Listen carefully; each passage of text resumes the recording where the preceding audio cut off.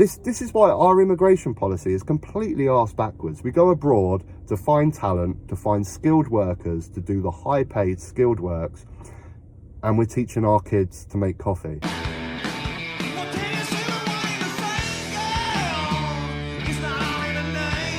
Howdy folks, greetings and welcome to this glorious sunshine in the middle of October. How about this? Now, today I want to talk about what's been in the news this weekend. It's mainly been Tommy Robinson, protests in London, 200,000 people, I believe, descended to London yesterday to protest. Now, there's obviously a very large sway of the population that are very upset, very angry, predominantly about immigration. You saw it in the election results. 4 million people, I believe, voted for the Reform Party. So, I mean, what does Keir Starmer do about this? What does he do? And, I mean, it's pretty obvious, really, isn't it? It's pretty obvious. You just need to make people's lives better. Just make life better for people in Britain. That's what you do. Do your job, basically. Do your job. Because if people are happy, if people got money in their pockets, they've got decent jobs, they've got decent prospects in life, their kids have got good education, they're not walking down the streets of their towns and cities seeing them deteriorate, boarded up, homeless people, they're not going to be out in the streets protesting, are they? Now, it seems that their particular grievance is with immigration, and immigration is shit in this country. Immigration policy is god-awful in this country, along with every other aspect of this country. You know, it's just one thing on the endless list of things that have been neglected for years and years and years in this country. NHS, underfunded, neglected. Education, talked about the homeless population, towns and cities. Just every single aspect of this country has been underfunded and underappreciated for years and years and years. And immigration is just another one on the list. And it just feels that they've picked this particular issue because the way we deal with immigration is terrible. I mean, obviously their biggest grievance is channel crossings. You know, we just stick them in a hotel. Stick them in a hotel because of our laws. They can't work. They have to wait. They're essentially locked into a hotel while they wait on their asylum. Some of them act out. Are you surprised? I think I'd act out if I was stuck in a hotel in Margate for 6 months, not being able to work, not being able to do anything. You know what I mean? But this is how we deal with it. I mean, it's just. I mean, literally, that must have been like a 5-minute conversation. So I guess it would have been Boris Johnson at the time. After Brexit went into effect, channel crossings went up. Someone went to him and went, look, Jesus Christ, channel crossings are going crazy at the moment. How do we deal with it? Stick them in a hotel. I mean, literally 5 minutes. That's all the thought process was, to actually try and come up with some sort of decent policy to deal with this. Immigration is just one of many problems in this country. And, you know, my biggest grievance with immigration is not even the channel crossings. It's the fact that our immigration policy is completely arse backwards.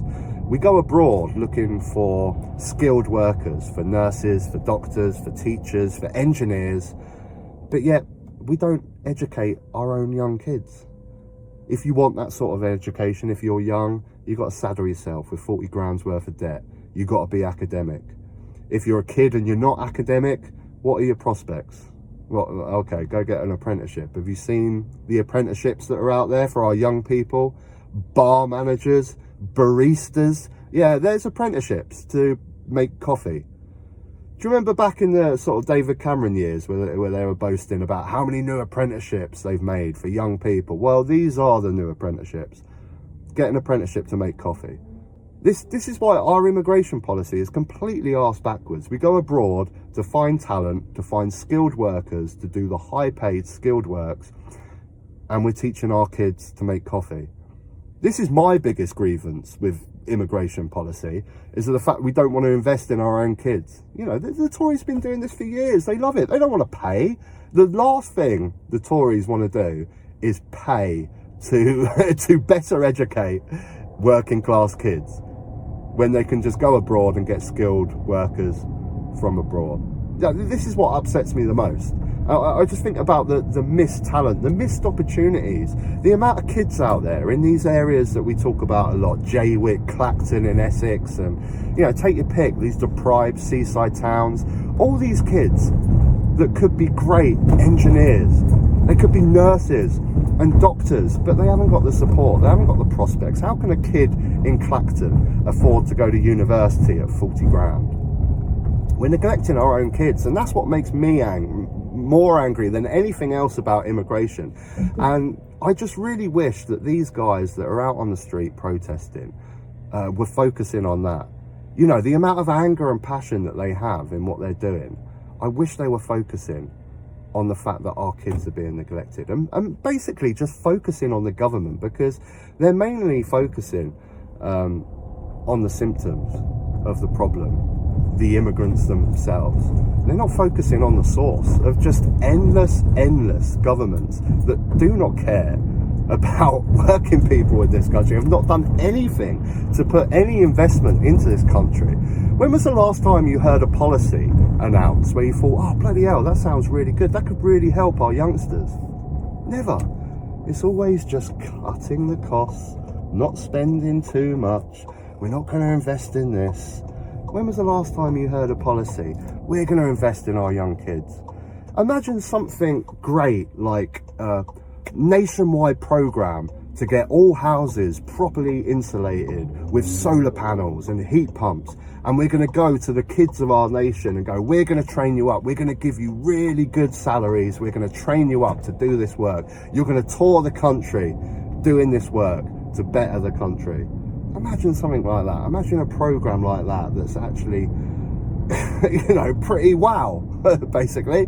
I'd love to be a kid if that was being introduced. I'd love to be a kid that could go and do some work with great salary, with great wages, tour the country with your mates, get a bit of camaraderie. It'd be incredible. But when do we ever hear any sort of revolutionary ideas to help our own citizens? And not even kids.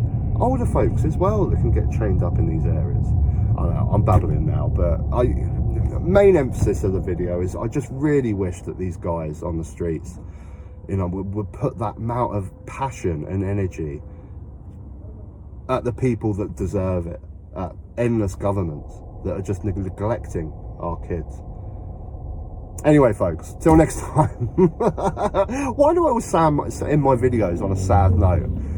Is there something positive I can say? I don't know. Not really. It's this country, man. This country sucks. I'm sorry to say it. It just sucks. It's so hard to find anything positive about this country.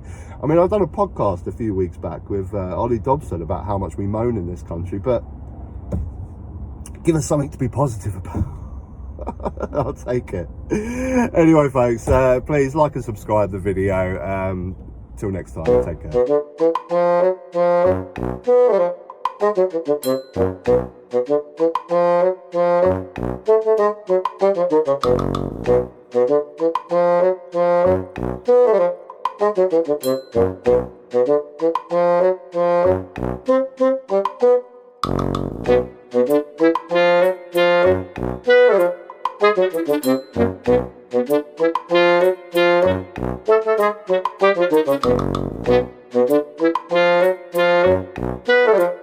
Thank you.